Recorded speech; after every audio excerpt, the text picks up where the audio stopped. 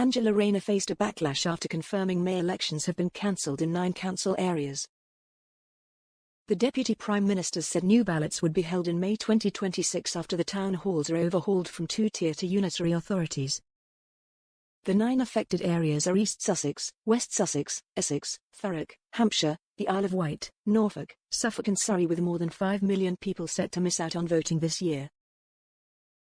The Housing, Communities and Local Government Secretary also called on more two-tier areas, which have both county and district councils, to come forward to shift into unitary authorities. And she unveiled 7 new potential devolution areas with a view to mayoral elections in May 2026 across Cumbria, Cheshire, and Warrington, Greater Essex, Hampshire, and Solent, Norfolk and Suffolk, Sussex and Brighton, and Lancashire.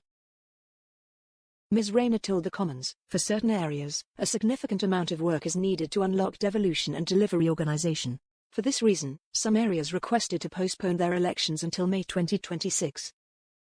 The government's starting point is for all elections to go ahead unless there is a strong justification for postponement, and the bar is high, and rightly so. I am only agreeing to half of the requests that were made. After careful consideration, I have only agreed to postpone elections in places where this is central to our manifesto promise to deliver devolution. We're not in the business of holding elections to bodies that won't exist and where we don't know what will replace them. This would be an expensive and irresponsible waste of taxpayers' money, and any party calling for these elections to go ahead must explain how this waste would be justifiable. But Reform leader Nigel Farage made a rallying cry to save democracy after the local election delays. All but one are Tory-controlled, while Reform had been expected to perform well in areas including Essex and Thurrock. Meanwhile, Tory Shadow Housing Secretary Kevin Hollinrake accused Ms. Rayner of creating a new Orwellian-sounding system which will lead to more centralisation rather than devolution. He told MPs, contrary to the Deputy Prime Minister's statement, she is not doing away with a two-tier system, she is simply creating a new tier of Orwellian-sounding, strategic authorities which are closer to her and closer to Whitehall. These are for her to use as a pawn to implement this government's deeply unpopular socialist agenda. The reality is that this is delegation, not devolution.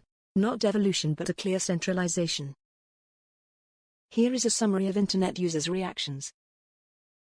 Surrey is my county council, but the local council is Spelthorne, which does a great job of standing up for its residents in making things work within the borough. My worry for the future is that services and management of such a large and complex county as Surrey will not benefit from the removal of these managing councils within the Surrey borders, of which there are a significant number. I'm not concerned at all that voting has been cancelled, as I'm of a belief that local council voting should be for a minimum of 5 years anyway. In line with that of the general election voting cycle, which in reality itself should not be a first-past-the-post situation either. Just my personal view. Straight from the local Warrington Guardian. Some councillors in Cheshire East said they did not want to join forces with a basket case authority like Warrington. Others in Cheshire West said they wanted the name Warrington removed from the bid. Warrington is labouring the locals would vote for a post box because it's red. I feel sorry for the other constituencies that are getting dumped with us because of our council's failures with money. £2 billion in debt. So they don't want council elections in areas where we don't know what will replace them. None of these requests should have been heeded. As others have pointed out, voters took part in previous elections on the understanding that further elections would take place this year.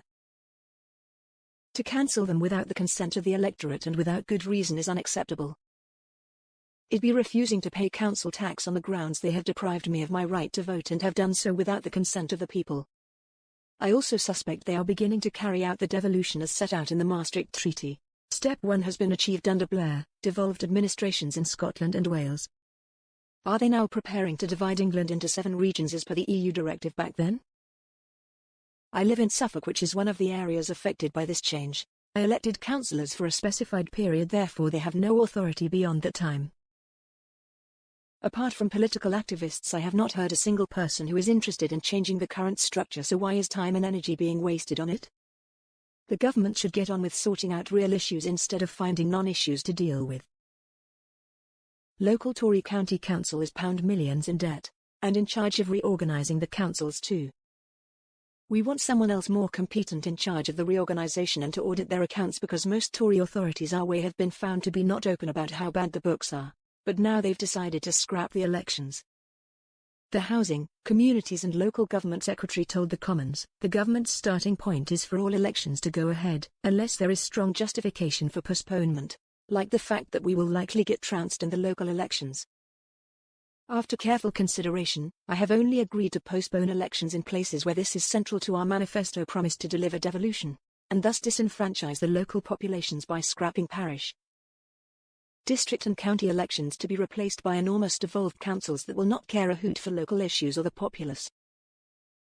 Whilst the electorate has its voting rights delayed, who will run these councils? What new rules will be brought into being during this delay? Will these councillors be able to raise council taxes above the 4.9% limit?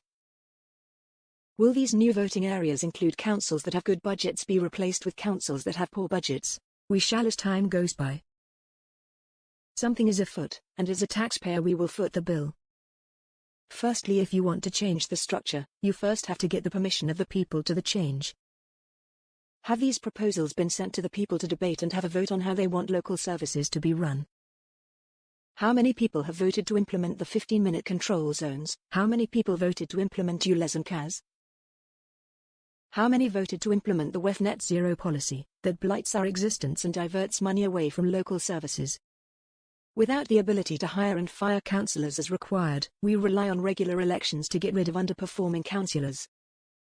Why should the people pay council tax, without representation? The country has become a dictatorship, and it's time for change, particularly where a political party has lied to get elected, and now wants to move the goalposts, so that the people are unable to remove them. All the thousands of white girls sacrificed for a few votes, and covered up by politicians. Time to drain the local and national swamps. People who say Labour not carrying out manifesto promises now furious when they carry out manifesto promises to achieve economy of scale. People upset because expensive local elections put on ice to elect temporary councillors, before mergers over the next few months. You do realise you can still vote for reform when the new UA are formed? What on earth is the big fuss about?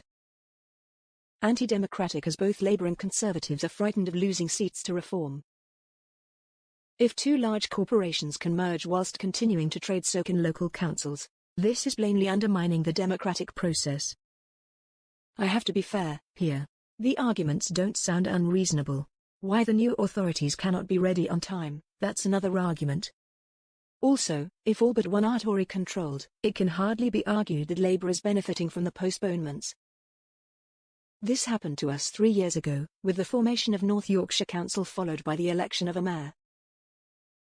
All we ever hear from the mayor is when he puts council tax up for police etc. He's a waste of Labour space otherwise. This needs to be cancelled. The people have a right to vote in who they want to serve them in local elections, as and when they are due. All this can be done after the elections, and it's stopping what democracy is all about and for.